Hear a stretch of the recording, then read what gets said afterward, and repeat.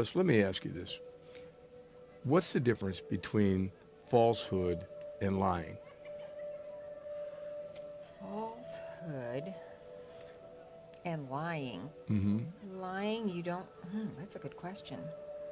Help me. I mean, you say, well, if it was a lie, you say it's a falsehood. But the question is, are all falsehoods lies? All lies are falsehoods, but are all falsehoods lies?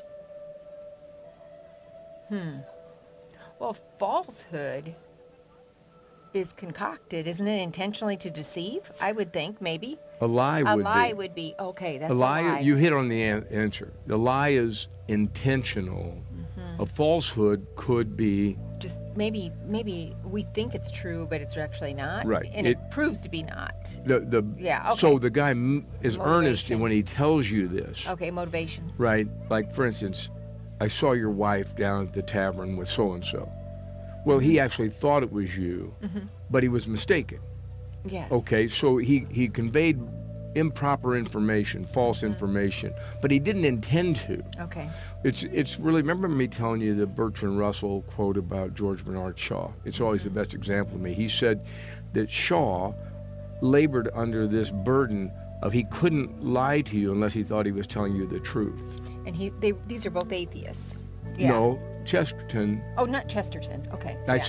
Did I say Bertrand Russell? You said Bertrand Russell. I actually meant Chesterton. Okay. So I'm glad you corrected me. No, I'm not correct. But Chesterton's saying, can you see what he's saying? They're at dinner. Okay. And he's saying, George Bernard Shaw is actually telling me something that's not truthful, but he doesn't know. He actually thinks it's the truth. That's just a falsehood. Okay, and he's an atheist, just so we understand who these people Yes. are. Okay. But he means it. Right. Right. No, he believes He's it. not being deceitful. Right. So his intention isn't to deceive. No, he thinks So it's true. I'm asking you that question for a reason.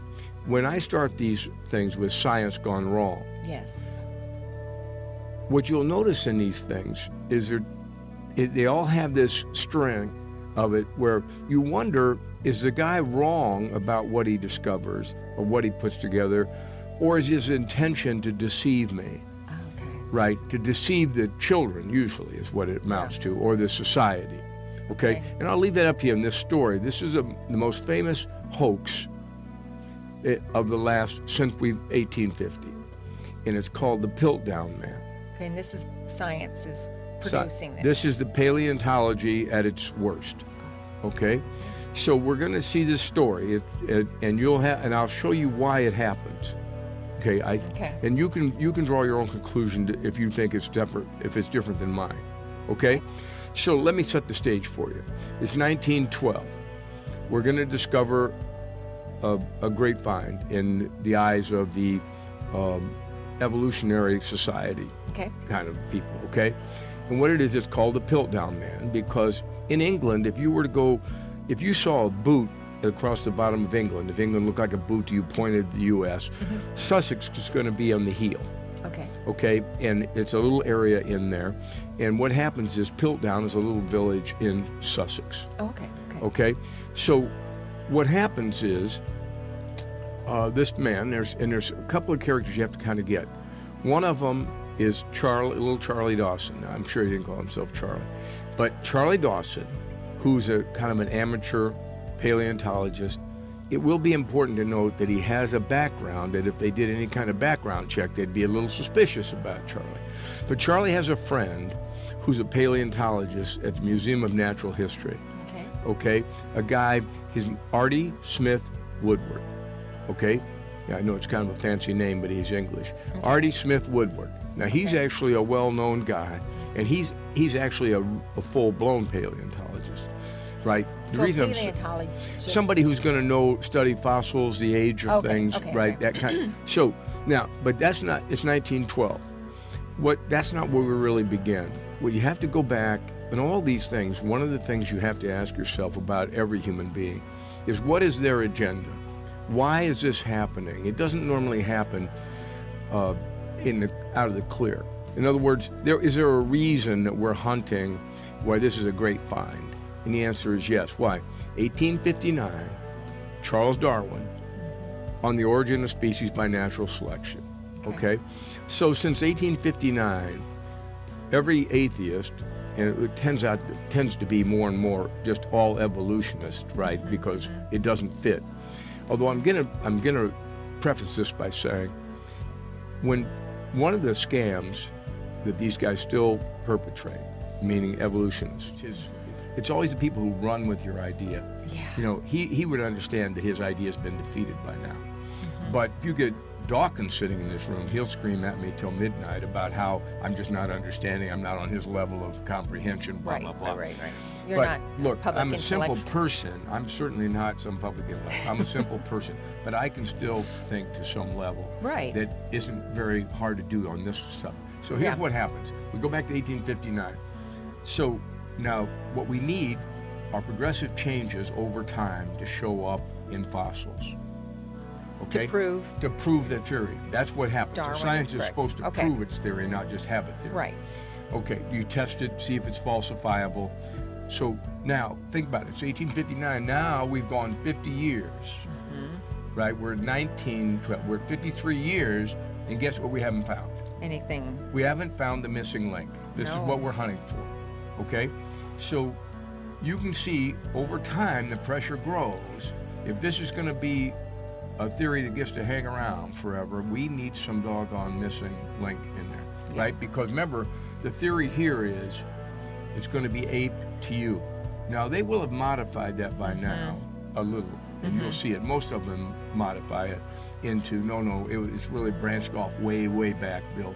So at this point, I want you to know that their guess is that it's 500,000 years ago this is taking place, okay? This missing link. Okay. Now, the reason I'm saying that, scornfully I didn't say it, but I should have, is that because the process they've run into won't work in 500,000 years, now they might say 500 million. They don't, numbers are meaningless in this They just game. keep everyone, and I think they all have different numbers, don't they? Well, they I mean, they do. all say I mean, different things, but in- it's just big number, In this right? game, yeah, it's just Big number. The bigger the number, the less that I know how many zeros are with it, Yeah, the it's- better off they are. Right. So they just add zeros every 10 years, it appears. They add another zero. I've never seen a group that operates quite this predictably.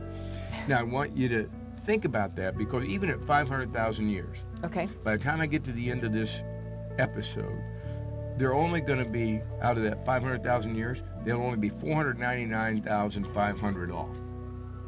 The guy who guesses your age at the fair is much better at it than these folks are at guessing the age of fossils. Okay? So I want you to understand what happens. They need the missing link. Yes. There's a SOS out across the whole world. In every country, you're hunting for the missing link. Now, here's what happens. Imagine this. There's Germany, and we've got England and France. Okay. So you got, suppose they're bowling teams of paleontologists. All right? Okay. So it's easier to picture it this way for Okay. me. A bunch of doofuses on a bowling team, and they're in the paleontology German team, they come up with a little part of a skull. And guess what they call it? Heidelbergenesis. Okay? Now that's a problem. It should be good news.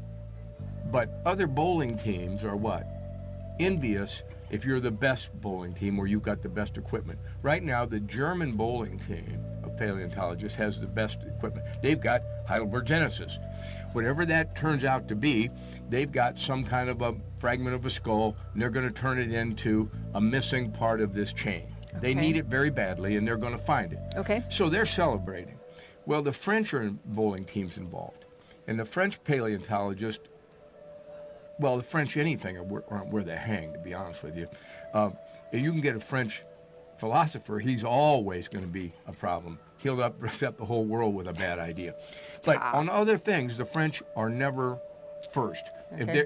they're just lucky amongst the big countries, there aren't more big countries. The French are useless people in war. They're useless in almost every, literally, I'm just telling you, historically, they are a useless group. Oh, stop. No, I'm not kidding you. If you just follow their history, you're like, did they ever do anything correctly? And the answer is no, they couldn't even have a revolution correctly. They had to screw that up. So when you see the French, you know what they did? They were envious of the German bowling team of paleontologists, but they handled it like this. They turned and made fun of the English bowling team of paleontologists.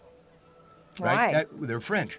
So what they said was, I'm going to read you the little cheer they made up. Okay. Now, I found it. I'm the only guy in history who knows the little cheer they made up there in a minute. Stop it. But they called the English pebble hunters.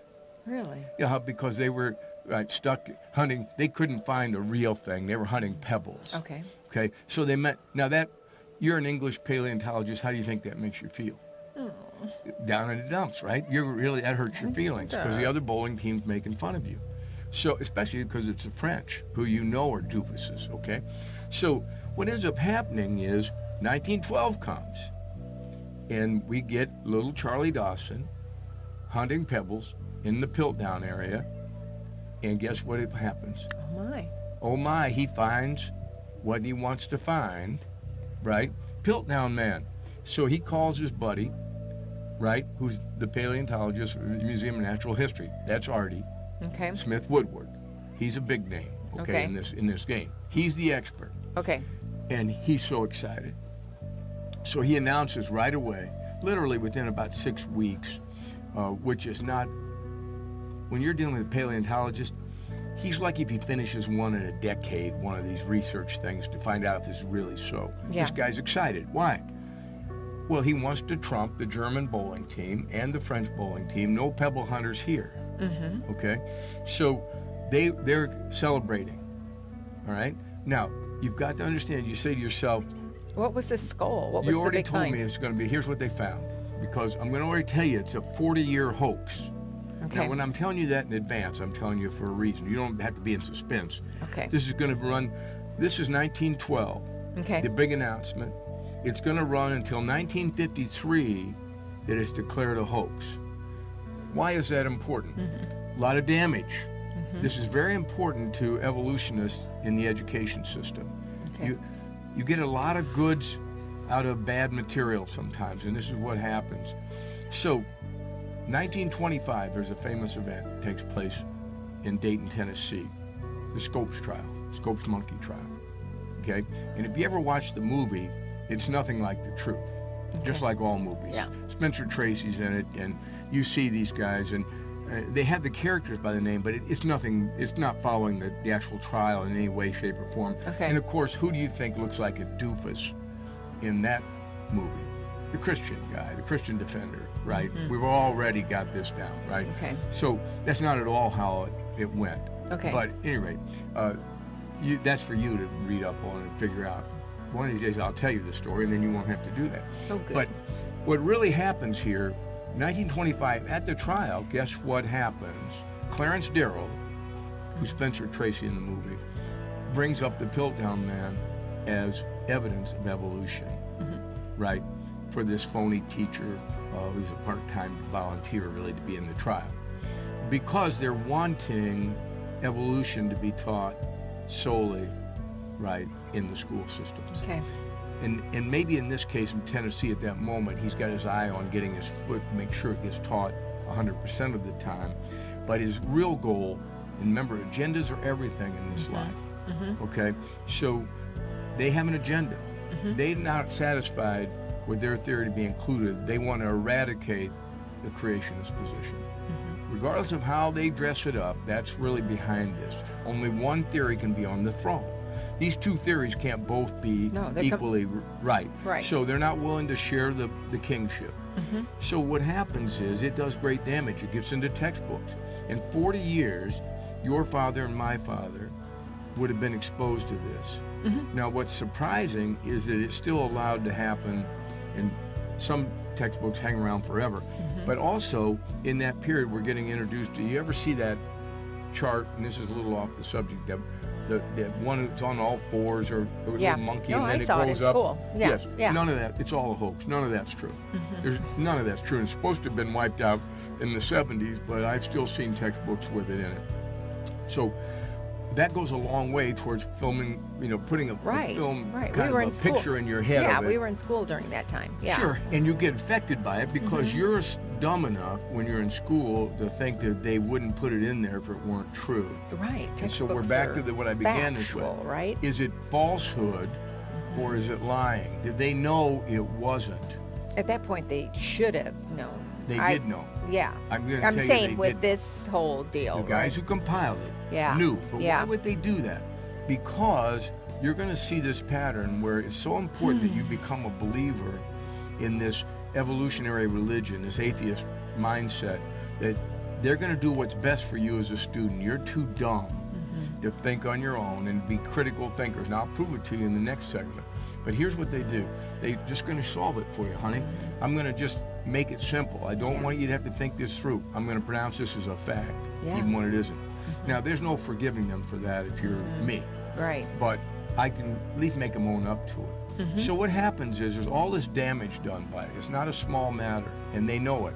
Do they know it before 1953? The answer is amen. They do. Why do they hesitate? It's a valuable thing to wait as long as you can to say no. And then what they do, this is so phony.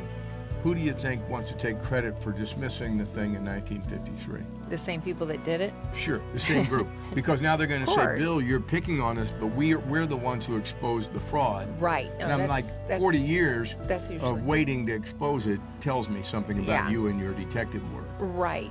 Right. And in the meantime, one of the things that happened after the Piltdown Man is first discovered, and here's what they find. Charlie Dawson goes to Artie, Smith Woodward, with this evidence. I found a part of what looks like a skull. Right. I got a mandible, jawbone. Right. I've got a set of teeth. Now, is it on that jawbone? Well, no, but nearby. Right. So this is always nearby. Nearby. Okay. So. As if it would walk away. Oh, it's from a the long. mouth. Well, it's a long way away because maybe something ate it, and whatever happens. Oh my word. Now, do you know for sure that those two go together? Well, no. Okay, but they're nearby. Yeah, and it could be. All right. And I also got a nice canine tooth. Do they go there? I'm not sure. But we got, let's see, we got a little patch of skull. We got a little part of jaw. We've got some kind of set of teeth. Another tooth over here somewhere. Well, nearby, maybe a quarter mile away, we're going to find a few primitive tools. And then we find a big bone that appears to be fossilized and carved or something, and they can't tell. They call it the cricket bat, give you an idea of the size of it. Okay? So you're an Englishman. Pretty soon they had the guys in the pub believing that this ancient man actually might have played a little cricket. I mean, you can't beat these kind of idiots in English pubs. Well, you could if you came to America. But you got to understand what's going on. So here's this paleontologist getting this, and in 6 weeks he pronounces this the missing link. Now, you're going to see the picture of their mock-up of the caveman-looking guy. He's got a fancy name, and they always do this. His name is Eanthropus dawsoni, after Dawson, after little Charlie Dawson. So Dawsoni, you get to attach your name to it. Now, by 1915, this is 1912, by 1915, you know what? There are some of the German bowling teams a little suspicious, right? Because guess what happens to their Heidelbergensis guy? He kind of gets put to the back of the auditorium, see? So they're, like all paleontologists, there's a little bit of anxiousness in them. They start to be a little skeptical of this Piltdown Man. You know how little Charlie Dawson solves it? 2 miles away, he finds Piltdown Man 2 in 1915.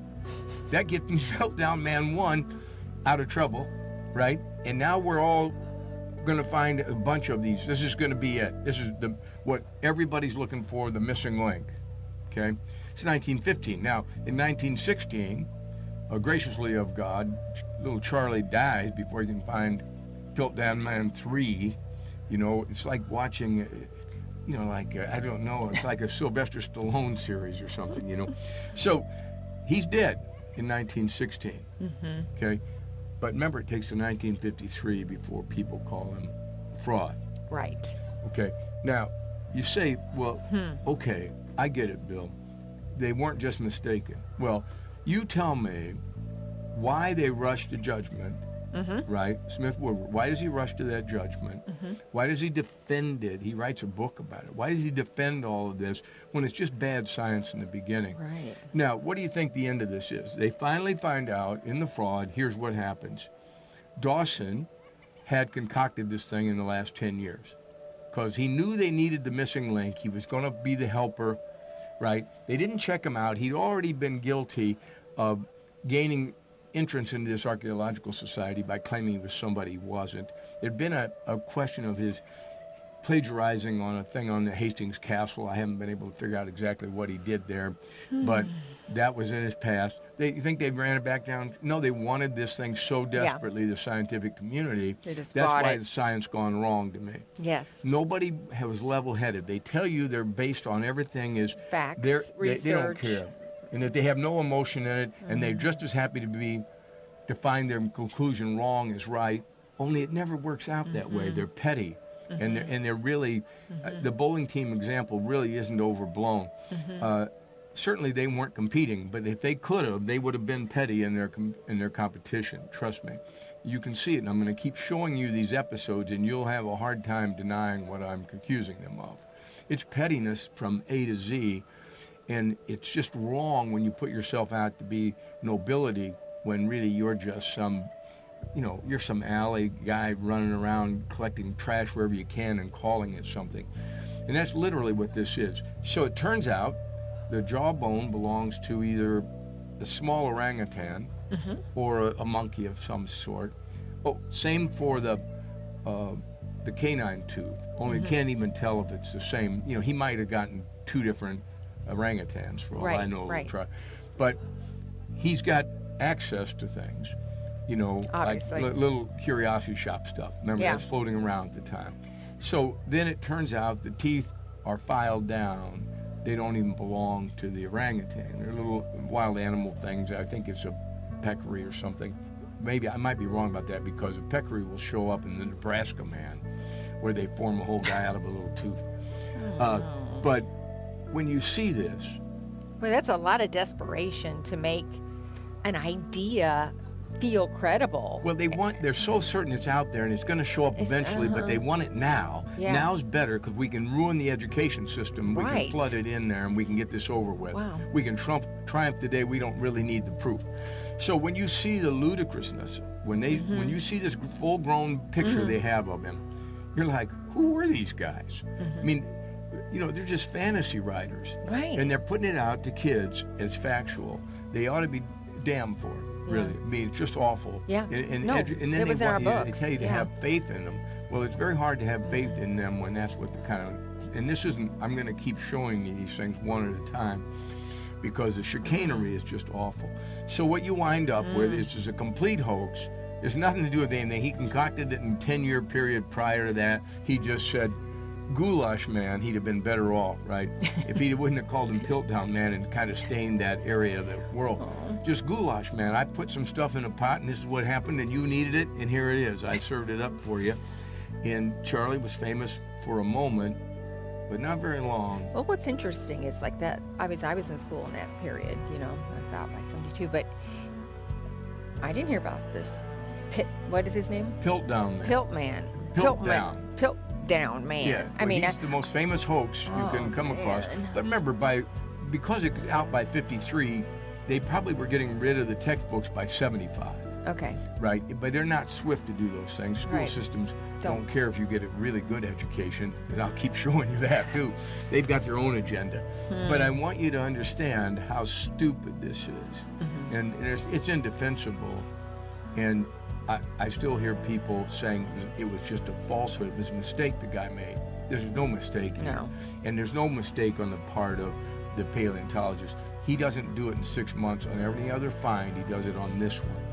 So enough Immediately. about Piltdown Man, but he's just going to be the first of a series of these people that they produce hunting for the missing link. Now let me ask you one thing. Have we found the missing link yet today? No. This is 2021. No. No. No. So we've changed our theory to accommodate the fact that we're a little bit embarrassed that we haven't found it, okay? I don't know. I would have waited another 50 years and done that if I were them, but they've done it kind of decently at the 100-year mark, 150-year mark, somewhere in between. And it's science gone wrong, and there's no defending it. Science gone wrong.